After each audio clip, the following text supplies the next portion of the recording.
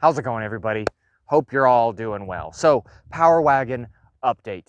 As you can see, I've done a few things to this to make it more capable, at least for my lifestyle. I wanted to share those upgrades that I specifically did to this vehicle. Maybe you might like them or have seen them in the past, but we'll push straight into it. So the last time you saw this, it was pretty much literally bone stock. There was nothing done to it. I purchased it and immediately started just wheeling it and having a good time. So the first thing I immediately did was buy the cap. Personally, that's just my opinion. I like a truck with a cap. My Gladiator had one as well, worked extremely well. And especially for where I live, northern United States, it snows and it rains all the time. We get snow all the time. I mean, it just constantly comes down. And plus, this protects a lot of my gear and secures it mainly too, because even this level of small security will keep and prevent a lot of people from, taking things out. Now, I get it. It's really easy. You could just break this and go in and take it, but that's for more motivated based individuals. At least this will secure items better. Next, the upgrade that I did was I put a step along the vehicle itself, mainly for kids and my wife to get up into. Makes it a little bit easier. I don't have to help them up in constantly. They can just crawl in themselves. Plus, this is riding with a 2-inch lift stock from the factory. This truck, the Power Wagon, at least a 2020 model and up, come with that immediate upgrade. Next, one of the bigger and major upgrades is in the back, and I'm definitely going to show you how I did this and organizational wise, how did it help. So as you can see, I installed drawers or DIY drawers that I literally built myself for reasonably cheap. This is a really big organizational piece for myself, in my opinion, because this drawer system can extremely help gear-wise, gear placement within your vehicle, so you don't have random stuff strung out all over the place. Also security-wise. So if the tailgate is up, you can't get to the drawers because the drawers won't come out, mainly because you can lock this.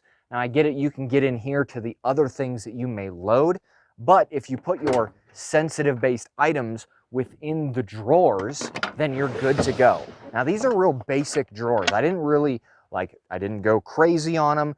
These are insanely easy to make as long as you have the right tools, and you don't even really need that many tools. It has no sliders. This is just a friction built drawer system.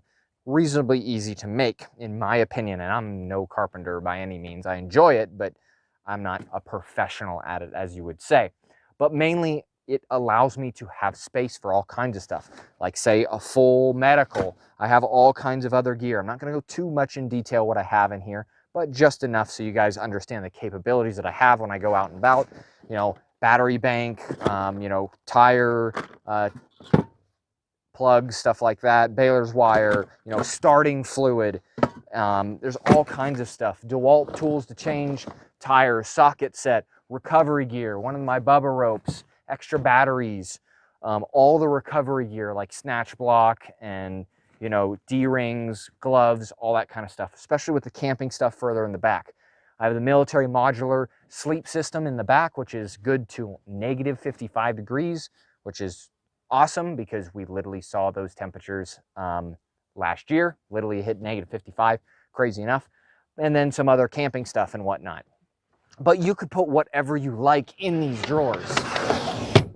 As you can see, it's a little bit heavy, but I don't mind it. Could you do better? Absolutely. You could go all out and make this drawer system way better.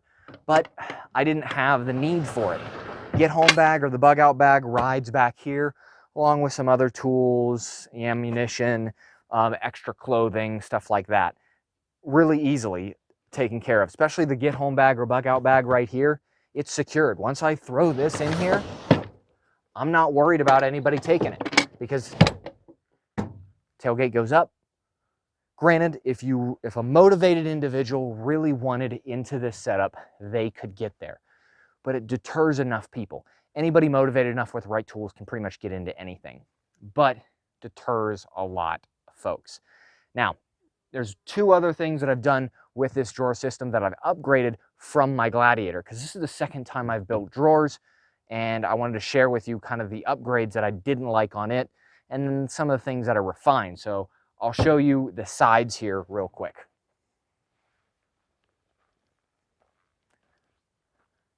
So I apologize for the lighting, but these sides right here, these little wings, I originally had a piano hinge on these, and these would hinge up in the older vehicle. I did not like that at all. So I made these completely removable. So you can take these out and store things back along here if necessary. Now, the reason I did this instead of just leaving them open is because I wanted to sleep back here. I wanted this to be able to do kind of an overland rig that I could just pull up like fly fishing wise. I'm gonna stay the night, just sleep back here. I can put a mattress down and then just get up the next day and keep going. And that's what it really allowed me to do, especially this being 6'4". Now there's one other thing in the back that I'd like to show you. Now when I built these drawers, I didn't have them come all the way back to the back side. I actually stopped them about, I think, 12 inches or a little more back, and then I put a piano hinge down here all the way along, so this flips up.